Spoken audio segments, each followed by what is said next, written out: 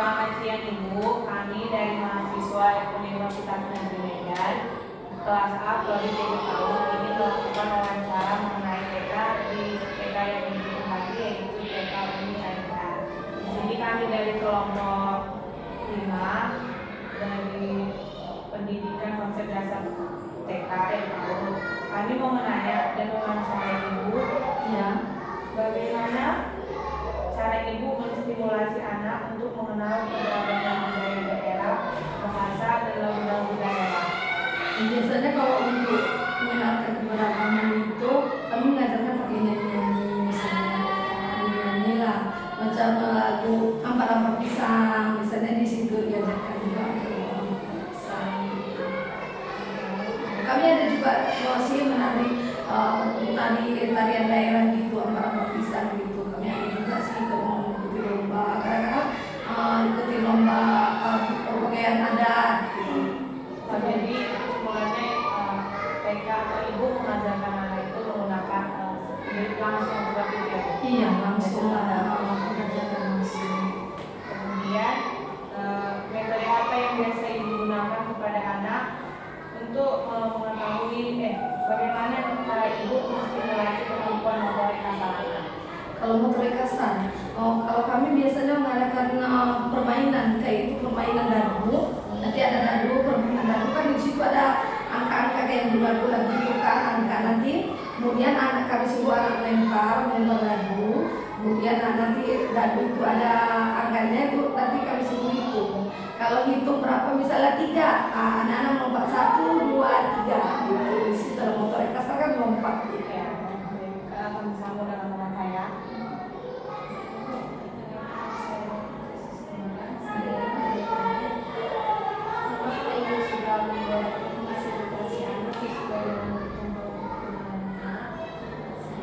Kalau kami di TKA ini ya, kalau alat permainan edukatifnya ada memang untuk masing-masing kelas di TKA itu ada alat permainan masing-masing.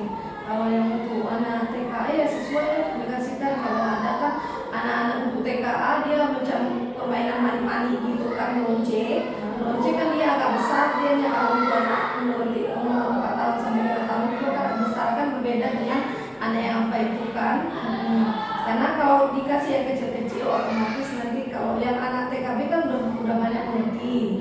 Nah apa kalau yang untuk anak itu kan dia belum ngerti, takut dia masuk ke mulut itu kan, kita mencegah bayi. Kita pun tengok juga mana yang cocok alat-alat perangkat edukatifnya untuk anak TKA dan mana yang cocok untuk anak TKB. Jadi kami sesuai ya, kalau untuk fasilitasinya ya kami sesuaikan dengan sesuai usia anak. Bagaimana Ibu dapat mengetahui anak itu sudah tumbuh dan berkembang pada sesuai usianya gitu kan.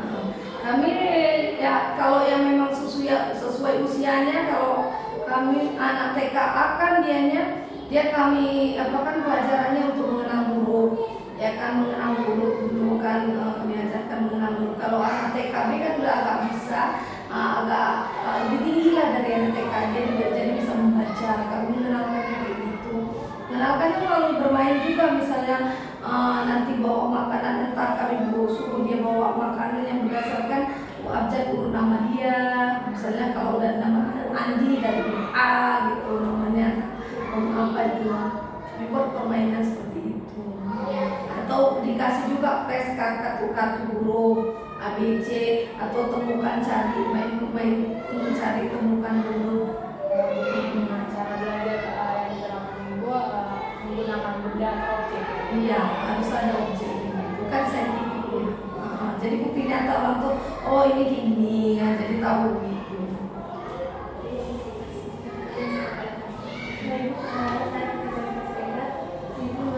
bagaimana cara Ibu untuk menghadapi perbedaan perkembangan anak-anak tersebut? Memang ada yang perkembangannya, ada yang cepat nangkap kan, ada anak yang kalau kita ajarin ini langsung tahu gitu, cepat nangkap. Ada yang lambat gitu. Ya cuma kita bagikannya itu untuk soal, untuk misalnya tugas gitu kan, berbeda lah, masing-masing anak berbeda sesuai kemampuannya.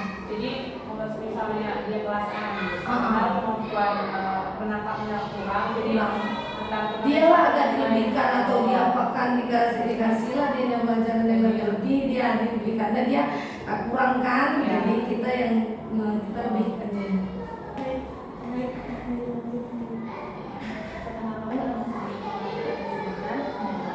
Metode apa yang biasanya digunakan?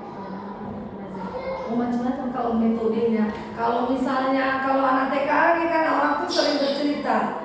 Jadi saya sering menggunakan cerita, kadang menggunakan buku bergambar. Nah, untuk mengajarkan moral. Orang tuh memang harus kebanyakan kalau mengajarkan ilmu itu bisa, tapi karakteristik orang tuh agak susah. Mengajarkan karakteristik supaya baik, supaya jangan pukul kawan. Kan orang tuh masih ada yang pukul kawan, masih ada yang gigit.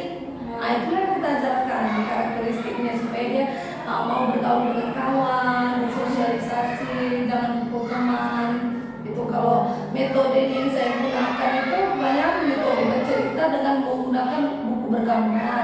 Kemudian yang kan tadi itu boneka tangan, nah itu saya gunakan juga boneka tangan, kadang menggunakan itu.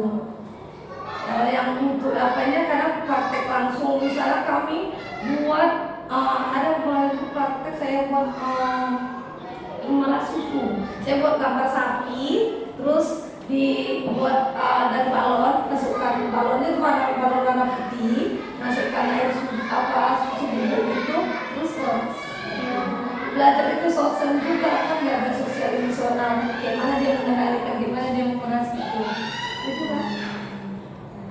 Kemudian, apakah satuan pernah melibatkan orang tua sebagai narasumber dalam proses pembelajaran?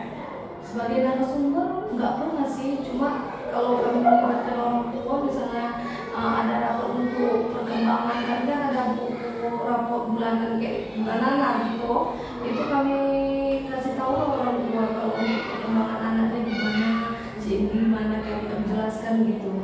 Oh, jadi antara komunikasi antara guru dengan Ada dua arah lah, komunikasi dua arah, ada komunikasi AA antara kami dengan kami kan ada WhatsApp group untuk orang tua. Nah di situ kami akan kasih tahu perkembangan anaknya gimana. Jadi orang itu kadang-kadang bisa tanya langsung secara pribadi. apa yang menjadi fokus utama TK Uni ini dalam mengembangkan anak? Yang misalnya fokusnya tentang membaca atau calistung gitu ya. Tujuannya itu untuk tujuannya apa sih cita-cita TK ini untuk mendidik anak ini ke arah mana? Apakah mereka yang menjadi mendukung cita-citanya atau TK ini mendorong anak untuk lebih terbuka kepada kehidupan atau pada kehidupan kayak gitu. Tujuan TK ini kayak Itu kan tujuan mereka ada kepsek deh. Karena itu kayaknya program kepsek kan. Kami kan nggak tahu. Cuma ya kalau kami gurunya ya supaya orang tuh bisa pandai membaca, tapi membacanya itu bukan baca gitu aja, tapi adalah kami buat belajar melalui bermain gitu. Kemudian apa strategi yang diterapkan untuk memfasilitasi emosional Emosi ada yang nangis gitu, gitu ya, emosinya gitu. Kalau saya kalau ada yang memang pagi-pagi kan ada yang juga yang nangis, ada juga yang nangis. Biasanya saya tanyakan kenapa menangis, apa. Kadang-kadang dia karena dia malam tidur lama, udah gitu pagi dibangunkan cepat dia menangis. Di sekolah kita harus tanya juga kenapa dia nangis. Tanya juga, nanti kita berkomunikasi sama orang tuanya. Kenapa dia nangis gitu kan? Banyak dia tidur lama, komunikasi sama orang tuanya malam tadi dia tidur lama jam 1, jam 2, bangun pagi-pagi dia tenang disuruh bangun udah mau dari di sekolah. Oke. Sekian pertanyaan kami. Terima kasih atas waktunya Ibu. Terima kasih. Iya sama-sama. Terima kasih.